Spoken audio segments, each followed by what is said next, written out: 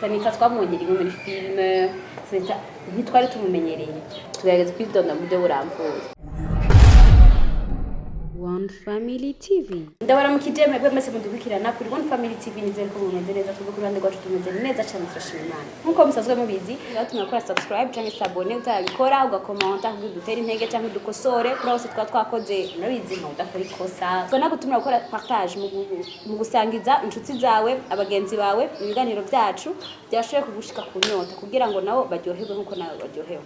Nkuko musanzwe mubizi rero simba nduma nta na rimwe tuba turi babiri cyangwa tuba turenga urumva biravana sujet du jour no musi ndi kumwe na Sanita hamwe na Santi bamwe mwashobora kuba babaji barabonye muri filme cyangwa ugasanga bumwe muzi mu ndirimbo ariko uno musi nabahuje Sanita Santi ariko Santi wewe mwaramumenyereye mwarabonye mu ndirimbo nyinshi zitandukanye. Sanita yaje ubwa mbere ku ma TV no bwa ku ma TV online ubwa mbere yatwiyerese après yo gukina filme. Sanita nyene ndabaramukije Mauro neza. Mushaka kwidonda ko baradukurikirana.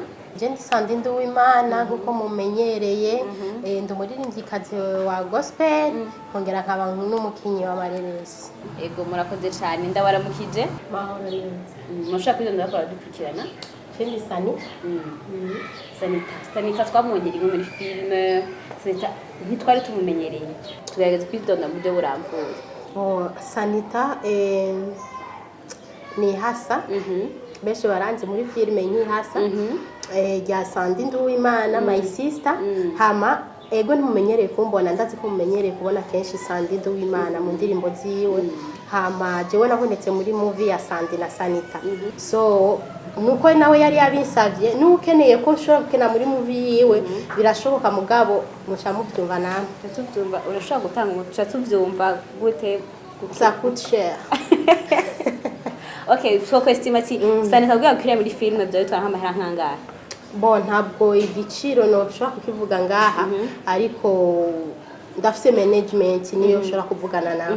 Bisanzwe ati Sandi plutôt Sanita ntizobandanya kuzaturabona ama filme ntizobandanya azokina muri filme yo bavukana gusa. Ego ndashobora kubandanya nkina mu movie ya sister wanje nkuko nabivuze no mu bandi namba munkeneye ndashobora kuboneka mugabo hariho condition nabivuze. Sanita ninde ugerageje ku develop nkuko nababwiye ati je simenyegwa canke sishaka kwinjira muri industry y'abakinyi ba movie ndashobora gukina fashije mu my sister mugasi sishaka kuvuga ngo ndi mukinyi wa movie ukumbona niko meze hama icyo kuvuga ngo kutumvikana nako bo birashika nta numwe ataja kuri social media tuma twabibonye menga hariyo ibintu by'amabifu ndabibonera no kuri my sister Sandi Nduwimana uko muri ziga industry barimo nkuko nama ndabibona ndabona umenga icambere ntabwo bakundana ndabona icambere umenga bamana amabifu imisi yose bafitaniye jalousie so nico gituma jewe nta movie shora kujamo kiretse my sister binsavye nka kinidi yiwe hari nk'umuntu avuga ati Sanita holi yakinye yarandyoheye yakinye neza yarabibayemwo koko bijya yakinye n'ibintu abantu benshi basanzwe babayemwo yo gutora he kuko waramaze kwinjira abantu benshi barakubonye bwati reka tumukurikire tumufollowing Instagram yiwe Facebook yiwe akazina yo barinde kugira ngo basi wavuze ati sindi muri movie cyane ariko avuga ati bandanya boro dukuru twiwe yasohotse bandanya boro dukuru dufoto twiwe yo batora gute. Bo Sanita nta page ya Instagram ufise Sanita nta Facebook ufise mugabo wewe nyene my sister Sandi apostinze uzokwibwira tujya ni Sanita yasize kuno munsi ati cankujya ni Sandi uradibaza umaze kumenya kubatandukanya niwabona postinze ukabona afise look ya Sanita no musi Sandi ya postinze Sanita abaje kuko page yiwe itwa Sandi Nduwimana niwabona Sandi Nduwimana postinze ukabona look uzomenya ko ari Sanita atari Sandi hama abonye yashize ko look nk'iyiwe wenyene nkuko mumubona ko yimereye natural kujya uzovuga tujya ni Sandi hama YouTube naho abafana biwanje ashaka kuja kwandika Sanita bibaza ngo fise channel ya YouTube Sanita nta channel ya YouTube fise mugo ico mwokora umuntu wari wese aheneye ja kuri channel ya my sister Sandi Nduwimana kora subscribe kuri channel ya Sandi Nduwimana ukore subscribe ibikorwa byose bya Sanita uzoza ubisanga hajya kuri channel ya Sandi Nduwimana ariko uvuga ngo tugire rencontre na jewe sinibaza yuko bishoboka. Reka tubashimire cyane Sanita ego akajamure kushabu tera akajambo kanyuma ko gushobora gushikiriza wadukurikiranye kubaraka. Akajambo kanyuma ashobora kuvuga turabashimiye cyane kubona movie mwarayikurikiranye ya Sanita the Twins.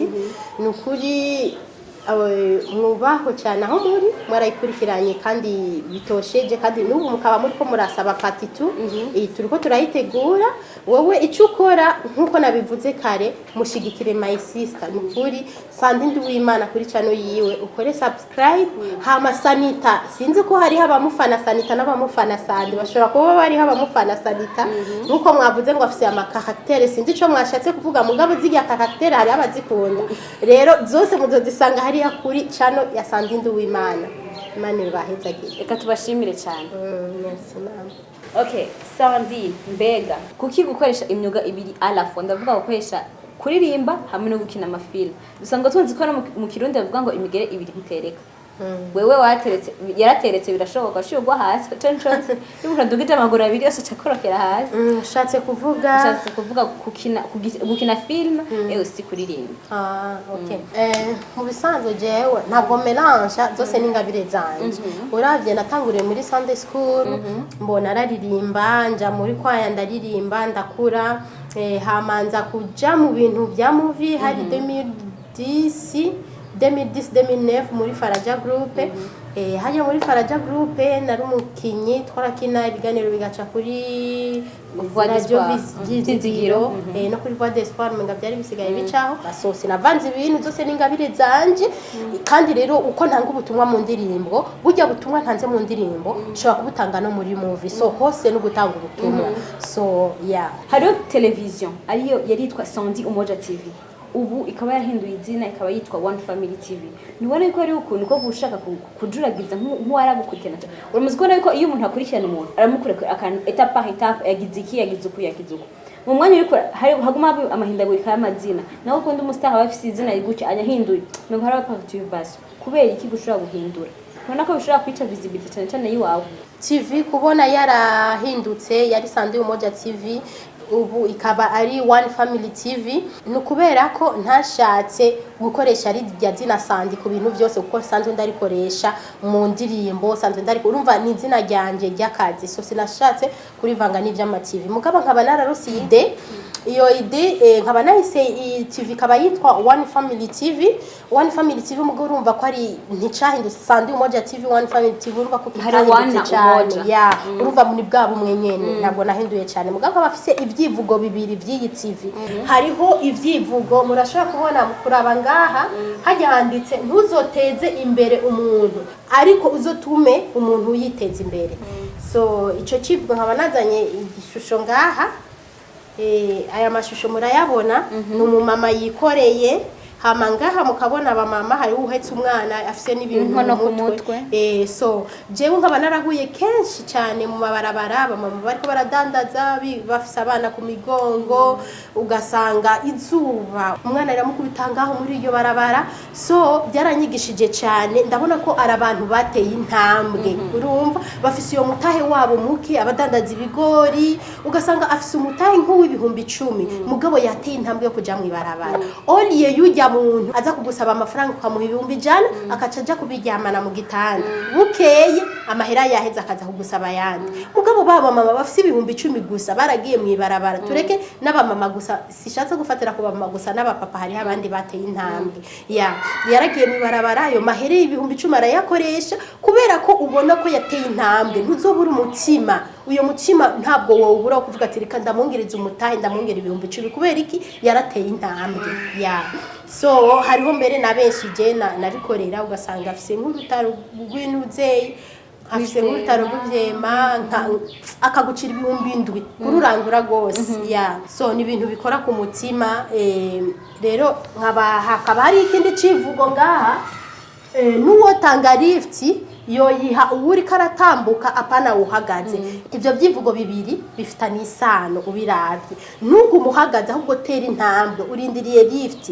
Ni warindira gusaba lift ukagumugira ukugusa mugabo uhagaze nta ntambo kuri uratera.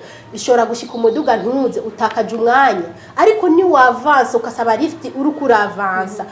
Uje muduga uzogushikira ugeze kure. Mbero hari n'igihe woshika muhira na lift utarayo. Ibaze buciye bwira ugihagaze ngaho. Urumva ivyo byivugo bibiri ni ibintu byuko n'ijambo ry'Imana riravuga ati Imana ifasha uwifashije. Ya kuko hariho par exemple no mu buzima busanzwe ushobora kuba hari umugambi ufise mugabo nta ntambo ko wateye umuntu nashobora kwiyumvira ngo aguha ikintu bakongerereza ikintu ku kintu utatanguje. Yatanguza bizomumotiva kugira ngo nawe ugire icagufashije. Naho uwo mwongereza 10,000 mugabo yaramaze gutera intambwe hari ahandi hantu ari bijye 10,000 umwongerereje bizomugirira akamaro. Oriye yujya yagiye kuryamana 100 mu gitanda twibukanye ko nujya muntu yaguhaye amahera ujye muntu yaguhaye amahera nawe nyene ayo mafaranga aba yayakoreye yayaruhiye. Reka ndabashimire cyane kubera mwashoboye kwita ubutumire bwacu. Merci namwe murakoze cyane. Reka namwe ndabashimira buri mwese mwadukurikiranye kuri One Family TV kuva ikiganiro kigitangwa gushaka kirinde gihera si bose babikora mwakoze cyane mani bahezagire. Ndabashimira buri mwese mwadukurikiranye kuri One Family TV isango mu kiganiro cyacu gikurikira. Peace. One Family TV.